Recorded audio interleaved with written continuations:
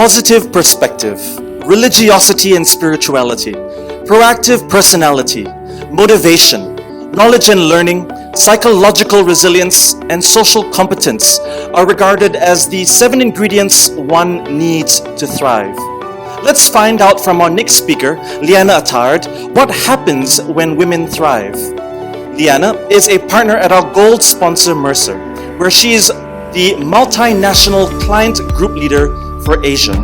She's also an ambassador of diversity and inclusion in the workplace across Asia, driving thought leadership and related solutions on mental well-being, aging workforce, and structuring inclusive rewards programs.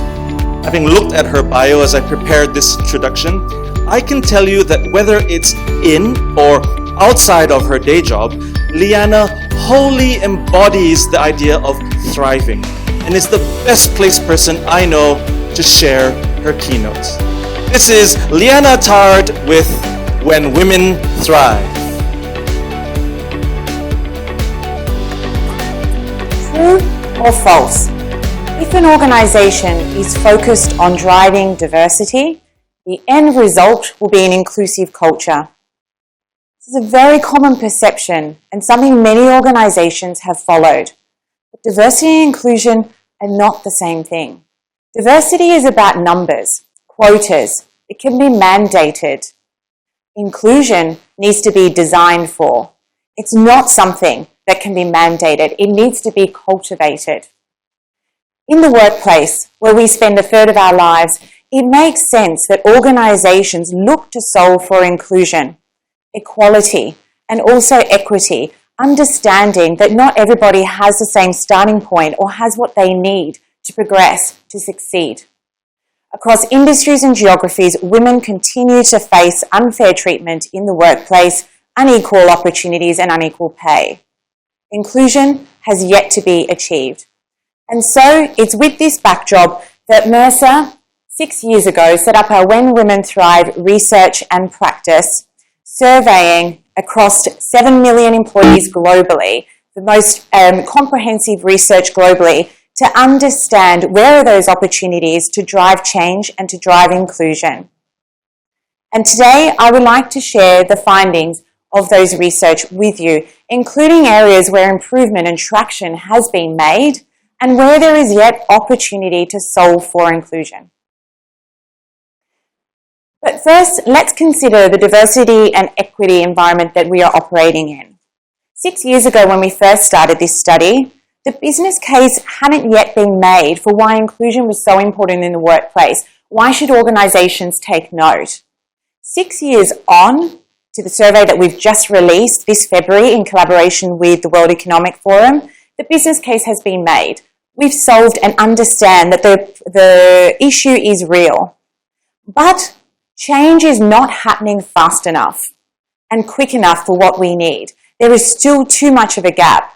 And there is a lot of a burning platform that we need to deal with at the moment, coming from a number of sources, which is why I just called that slide you saw before, the pressure cooker. We're getting pressure now from stakeholders, shareholders, wanting to see greater transparency around gender data, around equity, around pay. We're seeing pay regulation being released in markets like Europe and in the US, soon to come for Asia. And then also millennials who expect fair and equal treatment in sport, have experienced that. They're fresh graduates and they expect that same experience in the workplace. And last but not least, the impact of COVID. Will that continue to divide gender parity or solve for it? Unfortunately, we see that women still bear 4 times more responsibility at home and do more unpaid work than their male counterparts. And as a result of COVID, nearly 2 million women are actively looking to take leave of absence or leave the workforce, thereby potentially widening that gender gap, particularly in senior roles as women start to exit the workforce. So where do we start? How do we start to solve for inclusion? First, we need to solve for equality of opportunity, experience, and pay. This cannot be about diversity and only about numbers. This is not a numbers game and it is not about representation. To really succeed and drive an inclusive culture, we need to be solving for these elements of opportunity, of pay, of experience, and have these supported with very strong policies and practices to drive that change. And so today what I want to have a look at is 4 key areas of findings from our research. The first is around the role of managers. The second is around pay equity and the progress that's been made there. And the third is around also having a look at transparency of policies and practices as well, and career opportunities. So let's take a look at the first. Senior executives and board members, they're engaged in D&I efforts. Like I said at the outset, that business case has been made. But it's the next level down. It's that manager involvement that is lacking and is critical for creating that inclusive culture. Those frontline managers, middle managements, the ones who are actively involved with people on the ground, employees, colleagues on the ground, they are setting the tone for your culture.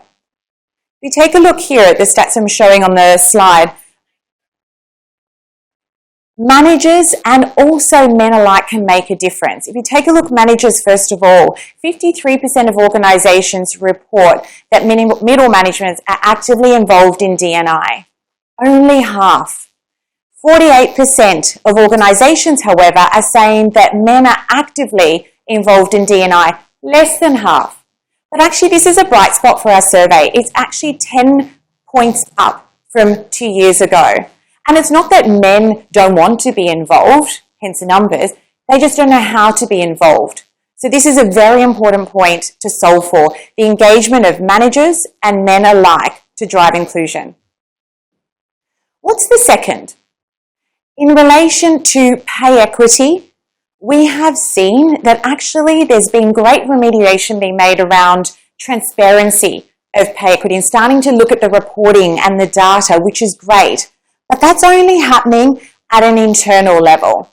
That is actually not being displayed externally. So a lot of organisations are conducting pay equity analysis, have really great robust statistical approach, but they haven't actually formed a remediation practice for how do they deal with the results that have been shown, and also communicating that back as well to employees, to colleagues, on what those actions are to drive change. What about equal opportunity for advancement?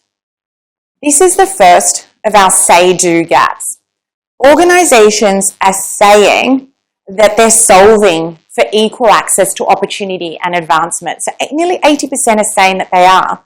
However, what's actually happening in practice, 52% of organisations are actually applying this in terms of P&L or profit and loss responsibilities for women. Women who are working part-time, do they have managerial responsibilities? We can see that this is quite a big gap still. So the first of our say-do. This one in particular, this result unfortunately around wellbeing, has been the most disappointing one to date for us.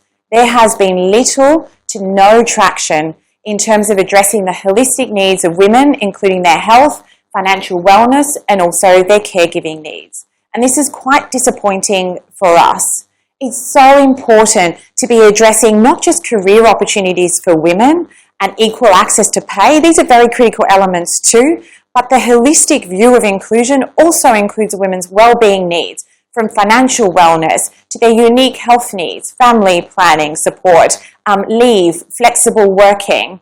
Just show you some of the key stats there. You can see quite low in terms of what organisations are doing to support women in respect of health, financial wellness, and even caregiving. And this latter part is going to be super critical, particularly as we see the impacts of COVID unfolding. So how do we make progress? How do we progress? You'll see here on this slide that we've got two angles, the role of an individual and also the role that organisations can play. And we've got 6 Ps. And these 6 Ps we looked at 6 years ago when we first released the research, and they still hold true today.